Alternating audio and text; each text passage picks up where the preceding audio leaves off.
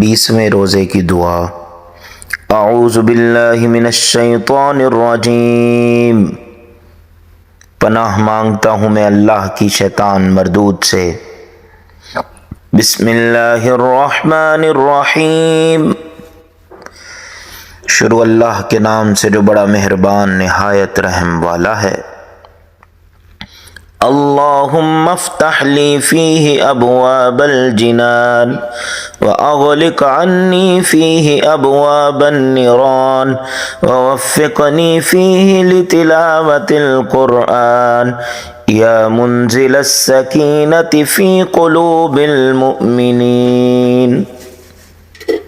اے اللہ، آج کے دن میرے لیے جنت کے دروازے کھول دے اور مجھ پر جہنم کے دروازے بند فرما دے، اور مجھے قرآن پڑھنے کی توفیق دے، اے ایمانداروں کے دلوں کو تسلی بخشنے والے۔